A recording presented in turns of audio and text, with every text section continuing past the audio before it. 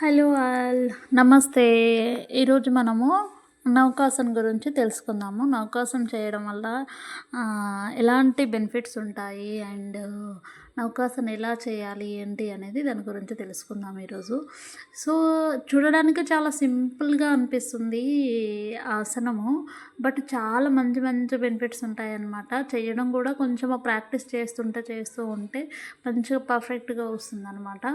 And ఇక్కడ నేను చూపిస్తున్న డ్రిల్స్ ఏవైతే ఉన్నాయో అవి ఈ డ్రిల్స్ చేయడం వలన ఆసనం వేయడానికి చాలా ఈజీ అవుతుందన్నమాట. స్టార్టింగ్లో కొంచెము మనం డైరెక్ట్ ఇలా నౌకాసన చేయడానికి చాలా కష్టమవుతుందన్నమాట, చేయలేము. సో ఇలాంటి చిన్న చిన్న డ్రిల్స్ చేయడం వలన మనకు బ్యాలెన్సింగ్ వస్తుంది అండ్ హోల్డింగ్ వస్తుందన్నమాట.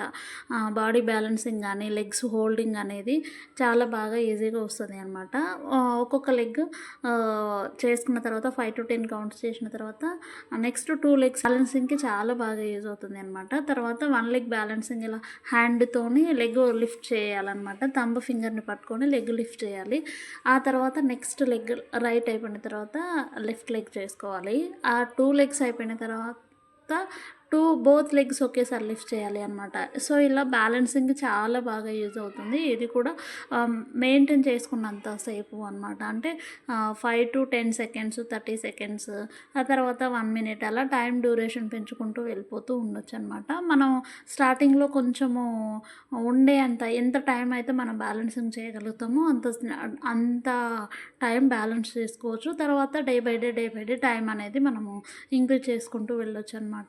దీంతో మనకి అబ్డామినల్ ఆర్గన్స్ ఏవైతే ఉన్నాయో అవి స్టిమ్యులేట్ అవ్వడానికి కానీ, స్టిఫ్నెస్ అవ్వడానికి కానీ, అండ్ లెగ్స్ హ్యాండ్స్ టోనస్ అవ్వడానికి, అండ్ హ్యాండ్స్కి లెగ్స్కి ఏమన్నా ఫ్యాట్ ఉన్నా ఫ్యాట్లెస్ అవ్వడానికి, వెయిట్ లాస్ అవ్వడానికి, అండ్ డైజెషన్ ప్రాబ్లమ్స్ తగ్గడానికి, నెక్స్ట్ ఎవరికైనా కాన్స్టిపేషన్ ప్రాబ్లమ్స్ ఉన్న కాన్స్టిపేషన్ తగ్గడానికి, అండ్ గ్యాస్ ప్రాబ్లమ్స్ తగ్గడానికి, బ్లడ్ సర్క్యులేషన్కి, అండ్ స్పైనల్ ఫ్లెక్సిబిలిటీకి, డయాబెటీస్ ఉన్న అండ్ థైరాయిడ్ ఇష్యూస్ ఉన్నా కూడా చాలా మంచిగా రెడ్యూస్ అవుతూ ఉంటుంది. స్టార్టింగ్ డేస్లో కొంచెం కష్టంగా ఉన్నా సరే రెగ్యులర్గా ప్రాక్టీస్ చేస్తుంటే చాలా పర్ఫెక్ట్గా వస్తుంది అనమాట. వేయడానికి కూడా మనకి ఈజీ అవుతుంది అండ్ చాలాసేపు కూడా బ్యాలెన్స్ చేసుకుంటూ కూర్చోవచ్చు అనమాట.